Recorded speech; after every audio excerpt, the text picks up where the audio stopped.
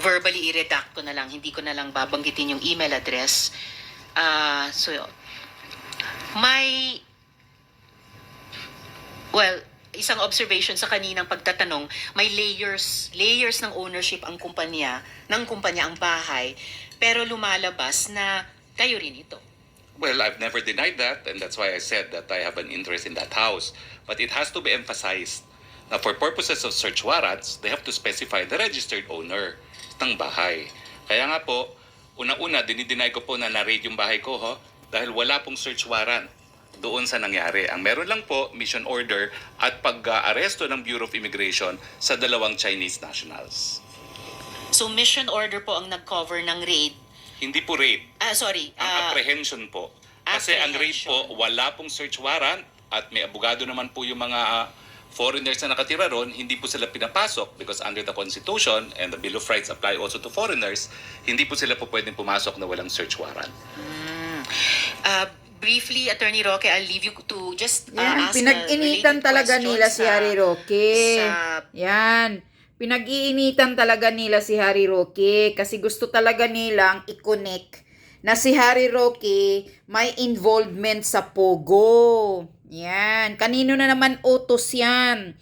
Kasi kahapon, narinig ko kay Maharlika, utos na naman daw yan ni Lisa Marcos na talagang gigipitin na naman si Harry Roque.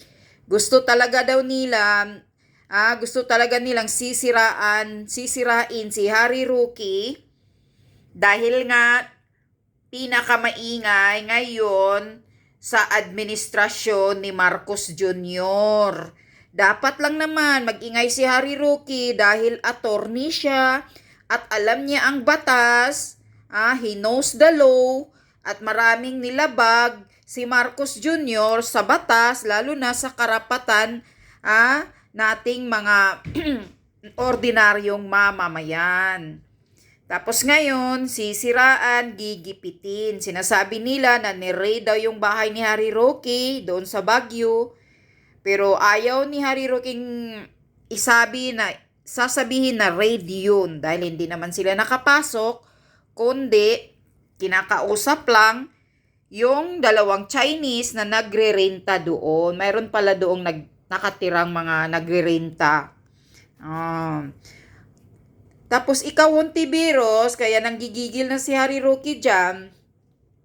Pag nagtanong ka, ayusin mo naman. Ganyan kayo magtanong, hindi kayo unfair. Ang gusto nyo lang, sagutin yes or no, pero iba yung statement ninyo doon. Pag sumagot na yes, parang inaamin mo na, not ganyan ang statement. Kaya pag nagpapaliwanag na, hindi nyo madada yung bunganga ni Harry Roque dahil hindi talaga kayo mananalo. Kasi ipapaliwanag ni Harry Roque talaga ang buong katotohanan. Kaya napipiko na kayo, sasabihin agad ninyo, i-cite in contempt nyo pag ganyan si Harry Roque. Yan lang kayo panalo, kaya nga wala na sanang mag-attend na resource person eh.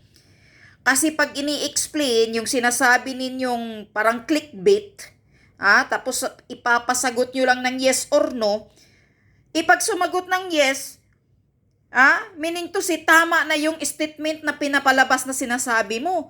Kaya nga kailangan i-explain na mayroong ganitong dahilan, kaya ganyan yan, ganyan. Pero ayaw nyong tumanggap. Sasabihin nyo agad na ganyan lang, sagutin nyo lang ng yes or no. Di bias talaga kayo, hindi kayo unfair, o hindi kayo fair. Kaya hindi talaga kayo makatalo, hindi nyo maaano si Harry Roque. Dahil si Harry Roque pag nagsalita yan, buong katotohanan yan.